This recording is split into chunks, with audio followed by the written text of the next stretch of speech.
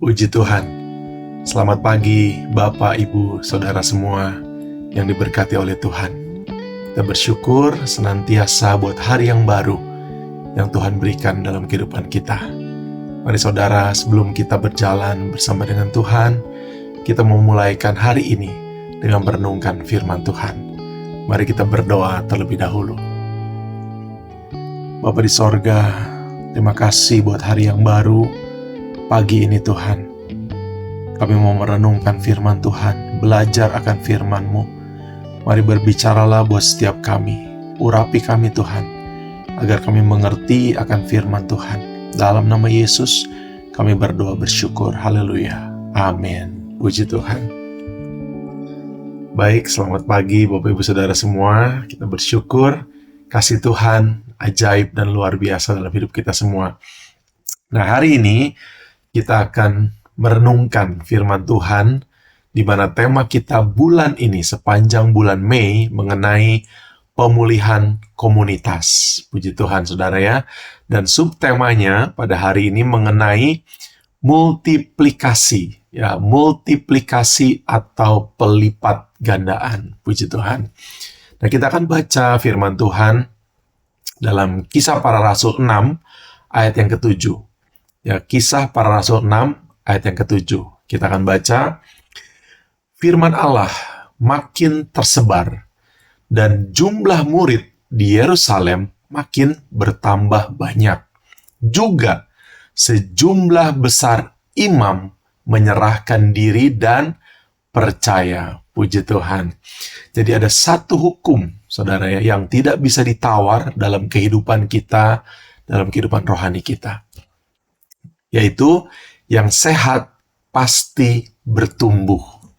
Nah, saudara, yang sehat pasti bertumbuh.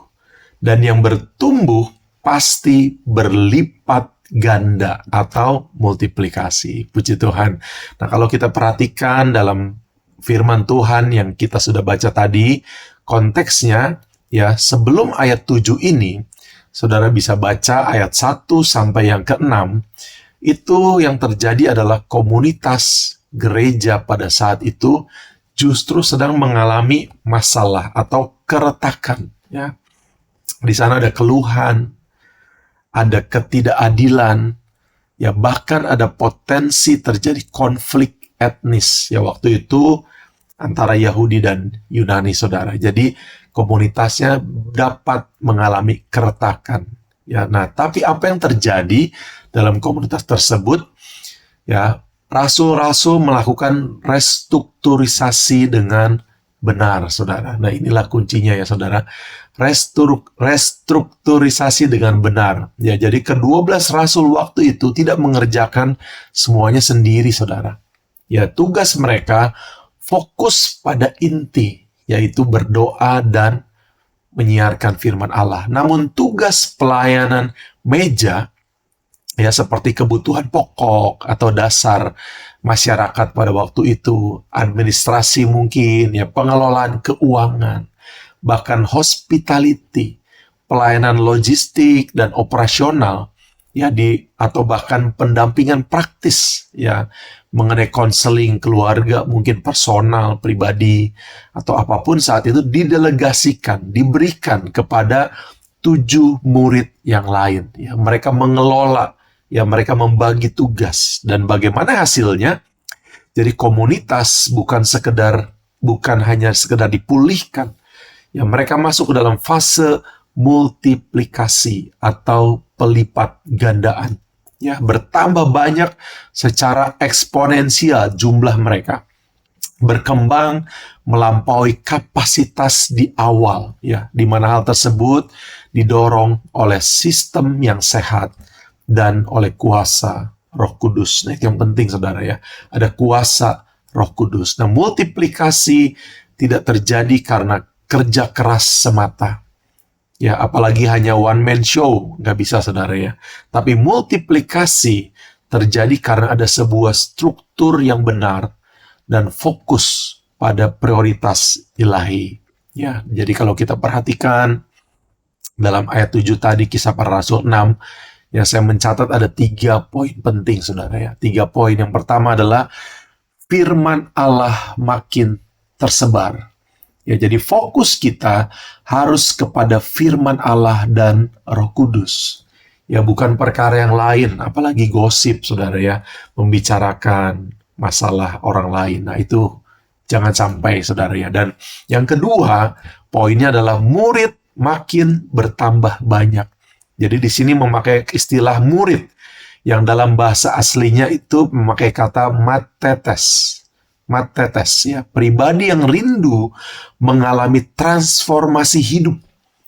Bukan sekedar hadir atau absen dalam komunitas tersebut, tapi pribadi tersebut mau dibentuk, ya, dan diubahkan oleh Tuhan. Nah, itulah murid, saudara ya. Jadi murid makin bertambah banyak. Dan yang terakhir, yang ketiga, imam-imam menyerahkan diri dan percaya. Wow, puji Tuhan, saudara ya.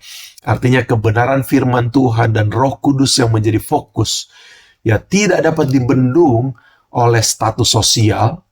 Ya, akan terjadi pertobatan dan kesadaran pikiran yang mengubahkan pribadi orang tersebut, imam sekalipun. Ya, karena setiap pribadi mengalami perjumpaan ulang dengan Kristus. Ya, saya ulangi, perjumpaan ulang, perjumpaan kembali dengan Kristus Yesus. Nah, bagaimana supaya humble family kita ya saat ini dapat terus bermultiplikasi, berlipat ganda. Bukan karena kurangnya orang hebat, saudara. Banyak orang hebat di tempat kita ya. Tapi perlu diperhatikan hal-hal ini. Yang pertama, pelayanan tidak dikerjakan oleh hanya segelintir orang saja. Ya, harus ada distribusi tanggung jawab. Ya, harus ada istilahnya right man in the right place. Ya, harus ada, saudara. Dan yang ketiga, jangan kehilangan fokus pada inti atau core value-nya dari komunitas tersebut, humble tersebut dibentuk. Ya, belajar dari Kisah Para Rasul 6 ayat 7, saudara. Yang pertama, masalah diselesaikan, ya, bukan diabaikan. Dan peranan murid-murid semakin diperjelas. Ya, orang-orang dipercayakan tugas dan tanggung jawab sesuai dengan porsinya masing-masing. Nah, kira-kira seperti itu, saudara ya. Dan saudara bisa bayangkan ada sebuah ilustrasi kecil.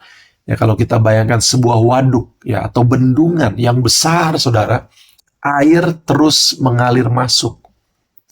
Ya, tapi salurannya kecil, bahkan mungkin tersumbat. Apa yang akan terjadi? Ya, air tersebut tidak akan memberkati, saudara. Malah membuat masalah, bahkan bisa merusak bendungan saat itu, malah menekan, merusak. Ya, namun bayangkan jika saluran bendungan tersebut diperbanyak, diperbesar, dibagi-bagi jalur irigasinya. Ya, nah, sehingga air yang sama tadi sekarang harusnya sudah dapat menghasilkan kehidupan di banyak tempat. Nah, itulah, saudara, multiplikasi. Ya, gereja mula-mula tidak menambah air lebih banyak. Ya, mereka membuka jalur distribusi lebih banyak, ya, lebih besar. Nah, begitupun dalam komunitas Humble Family, kita perlu menekankan hubungan, ya, hubungan personal yang sehat. Nah, saling mendukung, saling memotivasi, memperhatikan satu dengan yang lain, saudara. Dan jangan lupa, fokusnya adalah firman Tuhan. Ya, dan saling mendoakan, puji Tuhan. Supaya semua sama-sama sehat, bertumbuh, bahkan berbuah. Ya, di sanalah kita percaya akan ada pendewasaan iman. Dan pelipat gandaan bisa terjadi, saudara. Akan tercipta kehangatan yang manis sebagai keluarga Allah. Seperti yang gereja mula-mula rasakan saat itu. Puji Tuhan. Nah, menjadi perenungan kita pagi hari ini, apakah ada kendala Anda dalam hubungan antar anggota komunitas sesama humble? Ya, nah, jika menurut Anda ada masalah nih, jangan sungkan-sungkan, saudara, harus berbicara kepada leader saudara, ya, atau kepada hamba Tuhan, bisa melalui hotline yang tersedia, ya, supaya masalah tersebut tidak berlarut-larut, ya. Dan harus ada solusinya, saudara, supaya semuanya boleh merasakan kebahagiaan bersama-sama dan melakukan multiplikasi yang luar biasa dalam tangan Tuhan. Yang terakhir, ketika struktur atau sistem itu sudah benar, hati, anggota, semuanya murid-murid sudah selaras, dan fokus tetap terjaga ya kepada firman dan Roh Kudus. Saya yakin pasti multiplikasi bukan kemungkinan, tapi sebuah kepastian. Puji Tuhan, Tuhan Yesus memberkati kita semua. Mari kita berdoa. Bapa yang baik, kami mengucap syukur Tuhan. Kami mau belajar dari kisah para rasul, bagaimana rasul-rasul Tuhan memberikan tugas tanggung jawab kepada orang-orang, kepada banyak orang, supaya pelayanan Tuhan, pekerjaan Tuhan semakin berlipat kali ganda Tuhan. Terima kasih Tuhan, dan jadikanlah kami humble family di GPD Tiberias Bogor menjadi berkat, menjadi saluran Tuhan, memancarkan terang Tuhan, air hidup kepada sekeliling kami, dan hidup kami boleh menjadi berkat memuliakan Tuhan. Terima kasih Tuhan, pimpinlah langkah hidup kami sepanjang hari ini. Kami mau berjalan bersama dengan Engkau. Di dalam nama Tuhan Yesus Kristus kami berdoa, mengucap syukur. Haleluya. Amin. Puji Tuhan. Tuhan Yesus memberkati kita semua. Selamat pagi.